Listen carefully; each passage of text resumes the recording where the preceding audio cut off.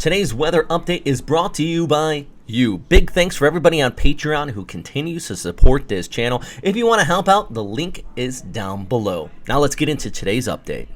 Lots to talk about today from Koinu still remaining surprisingly at typhoon intensity off the coast of Hong Kong back towards the east. Bolaven continues to intensify as it heads towards the Mariana Islands, and we have an invest area that is going to be bringing some increase in rainfall, especially across parts of Visayas and southern Luzon as we go ahead through this coming week. I'm meteorologist Robert Spetta. Let's talk about everything happening out here today. First, with Koinu, also known as Jenny in the Philippines, after it passed just north of Luzon here last week. Look at the storm, though, still wrapped up pretty nicely, continuing the weekend at this time, but surprisingly, it remained at typhoon intensity for much longer than what it was supposed to. It had that dry air shear interacting with it, but still just enough outflow loft and warm temperatures off the coast of Hong Kong allowed it to keep that typhoon intensity. T9 was issued out here for the city. Here's the eye on radar as viewed from the Hong Kong Observatory. Those outer rain bands kicking on through. Now, thankfully, we didn't see full-on typhoon conditions for Hong Kong, but still tropical storm strength, gale force conditions, nothing to be out there taking a ferry or anything like that for any means. Storm is continuing the weekend. I promise it is going to go away eventually here. That dry air is eating it up from the outside in, surprisingly. You can see that right here. I mean, the thing is, the outside's been shrinking as far as the total size, but that inner core, the center of the machine, has maintained that strength, and reason why we still had this at typhoon intensity up until just a few hours ago. Pulling back towards the east, you can still see that monsoonal flow, especially to northern parts of Luzon. I'm going to talk more about this in just a bit, that troughing that's setting up there across the Philippines. But for right now, let's mention Bolaven. Bolaven, look at the satellite imagery. It's getting bigger and bigger here as opposed just north of Chuk, heading off towards the west. And with that, we're going to be seeing just this increase in intensity, and eventually as we go ahead through our day on Tuesday, overnight, especially Tuesday into Wednesday morning, Guam is going to start to feel the impacts of this, and more so actually Saipan and Rota. But look at the satellite imagery here. You can really see that convection flaring up. We still have plenty of inflow feeding into this storm system with outflow aloft, and boy, these are just all ingredients coming together to show or indicate that the storm system is going to strengthen. In fact, here's a look at the ECMWF outlook here. This is by Tuesday morning,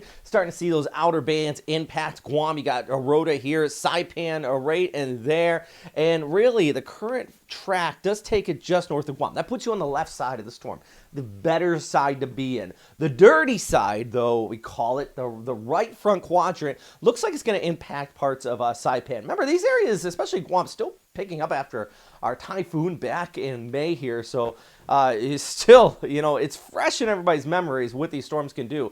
Guam probably going to see more tropical storm strength conditions depending if this wobbles a little bit further towards the south, but I think the worst of the impacts further towards the north, where you're going to see those sustained winds up and over 120 kilometers per hour, not to mention heavy rainfall, 7 to 10 inches more than likely here. So let's take a look at the official forecast. This is from the Japan Meteorological Agency. JTWC, actually, I should say, is the official for Guam specifically. It's the only place out here where JTWC, that's a Joint Typhoon Warning Center from the U.S. military out of Pearl Harbor, is the official forecast for them.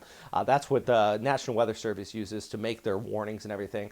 But this is JMA. That's very similar. Japan Meteorological Agency, 130 kilometer per hour winds as it's passed just north of Guam, right over Saipan, and then kicking off there towards north. You're still going to get the wraparound there for Guam, especially northern areas like Anderson. But really, if I was a typhoon chaser, Rota or Saipan was where I would head just to get into the thick of the storm. For most of us, though, we don't want that. Hey, how about this, though? It pulls back towards north, still intensifying as it even heads out there just south of the Ogasawara Islands. And kind of a little closer look at what I was talking about here with the storm just kicking there towards the north, and you can still see that flow wrapping in around the backside, which means we're still going to have scattered on and off showers through Wednesday, Thursday, and even heading into Friday out here.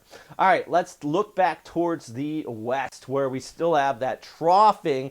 Actually, this monsoonal inflow feeding into our storm also is tracking west across the Philippines, and that is increasing showers for parts of Leyte, Samar, southeastern areas of Luzon. I was expecting a little bit further towards the north here a few days ago, but it looks like a lot of this has shifted towards the south, which is where we're going to start to see that convection line up and push towards west. So first off, here's our storm. That's Bolaven.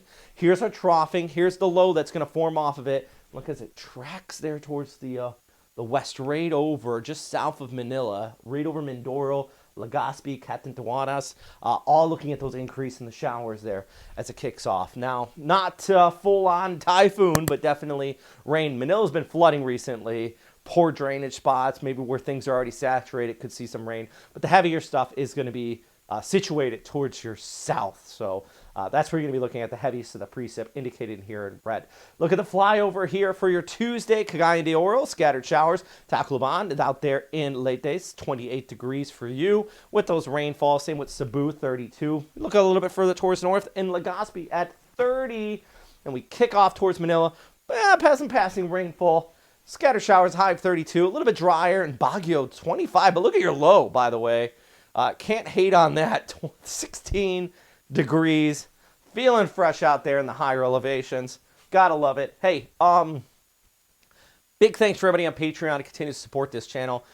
Huge thanks, actually, especially our super typhoons here. Everybody who continues to just donate. If you want to check it out, I say it in every update. But the big thing I'm going to remind you guys, I'll never put these updates behind a paywall. But they do cost money to make. I'm basically a guy in my spare bedroom here. I'm a meteorologist, of course, but that's, this is all on my own. I don't have any big groups behind me backing me on this. It's crowdfunded, and I can't thank you guys enough for letting me be able to do this and share weather information with you.